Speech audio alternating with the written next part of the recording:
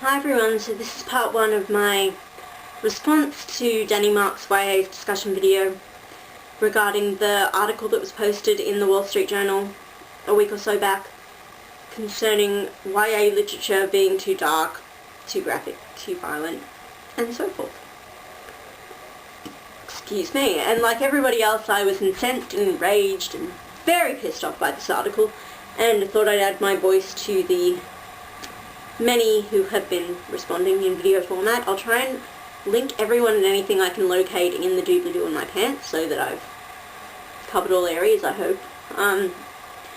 Yes, but the article did indeed tick me off, and my thoughts are honestly all scrambled at the moment, so I'm going to try and backtrack.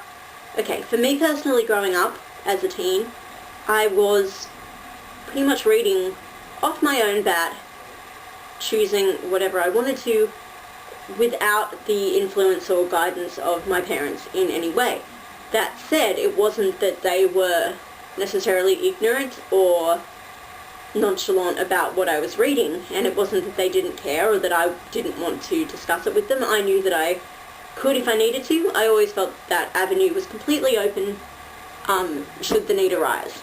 But they trusted me, I would assume implicitly, for the most part, especially with regards reading, because neither of them are readers, and so I don't think they ever felt, even as parents, that they necessarily had the authority, for want of a better term, to be standing there telling me what I should and should not read, or trying to advise me in any way. They just trusted that I would read and complete whatever I wanted to and whatever I was interested in. I was finding my way through fiction at that time, and I should say that for the most part I was reading a lot of adult novels. Not so much YA stuff. There was some, but for whatever reason, I honestly can't tell you why, I was just picking up a lot of general adult fiction during my teen years. It's just what I happened to be reading. And yeah, I knew that I could have the freedom and the opportunity to discover for myself what I was interested in, where my own tastes lie, and yeah, whatever I was finding entertaining in the books that I was picking up. But I never felt restricted or constrained in any way, given what my parents, they never turned to me and said, you know, Renee, would rather you were reading this or whatnot. And I mean, even when I was 12, I think I picked up Memoirs of a Geisha. And I think the most my mum said to me was, oh, that's a big book, Nays, and it's an adult book. Are you sure you want to read it? And I said, yep. And so I read all of it, and she said, oh, well done. Was it okay? You were alright with everything in it? And I'm like, yeah, that's fine. I'm sure at some point I probably asked her towards the beginning of it exactly what was going on, and she couldn't really tell me because she hadn't read it. But, yeah, I knew that I could go to Mum and say, yo, Mum, what's this? What's going on here? But, yeah, I mean, I knew that I could read where and what I wanted to, and that I was being afforded the right to find my own way through literature. And that was fantastic, because I got to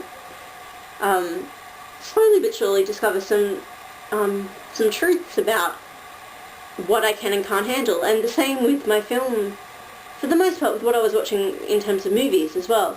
I mean, I knew essentially that obviously that's the thing though, there's much more distinct restrictions placed on film viewing. Obviously, you have ratings, you have the authority within cinemas to deny access to going to see a film given your age and whatnot, so it's easier for there to be boundaries placed. I'm not for the idea of rating books. I have seen it done. I've been in Borders at some point. I can't remember. It could have been Lolita, but I don't think it was. Perhaps it was American Psycho, but there was a book that had clear, plastic covering on it and an R rating. And I just, for some reason, it just seemed hilarious to me. Because I'm like, it's like a video, but it's not. It's a book. It seems out of place and stupid. But, I mean, I understand what they were doing, but I don't know, to me the idea of doing that to books is just funny. But even in film watching, I guess Mum and Dad probably had a little more of a say there. Probably because more often they'd sometimes be watching the films with me, whereas it was I alone who was, you know, reading the books and partaking in that experience. But even then, I was able to make my own decisions regarding what films, what genres and kind of content I could and could not handle and what I do and do not like. And that was great because I can now safely say stuff like, and these are honest truths, I find it a lot easier to deal with dark content in a fantasy setting or in a musical setting. Now, fantasy more so obviously in novels for whatever reason, and I'm not sure if it's that it's kind of, and I don't think this is the case for me, but I've seen people argue this, that it sugarcoats the darker stuff so that you can kind of have it seeped in under the surface a bit more stealthily and it's a tad more subtle because you've got a more fantastical, out of this world kind of external setting and placement so that you can view it as separate from yourself and from your own existence, from that of other people you know, kind of thing. And that, I'm sure that there's, you know, something to be said in that. But for whatever reason, give me darker content in a fantasy setting, then I'll handle it a lot better than I would if I was reading or watching a straightforward realistic drama or tragedy or whatever, particularly in film. And I'm not sure if this is a hypocritical double standard thing I have, but I know that it is a truth for me. And so I can knowingly pick up dark fantasy stuff and know that I can handle the content a lot better. Which is good also because it gives me an avenue if I feel that I still need, if I want to read a book that is addressing something that is gritty or violent, for whatever reason I do want to seek that out. I know I can go to fantasy and find it there and I'll be able to deal with it better. Musicals as well, in film and theatre in particular, for whatever reason, if you can address this sort of stuff with song, it goes down better for me. But I was only able to discover these things about myself and my own taste through hit and miss stuff that I was able to experience off my own bat, from my own volition as a young person, going through picking and missing and just shifting through things. And if I hadn't been afforded that freedom, I might never know this about myself. And I feel like it's something about my own identity because I am such an avid reader, an avid theatre goer, and an avid film viewer. It's good for me to know very, very distinctly what my own tastes are and where they lie.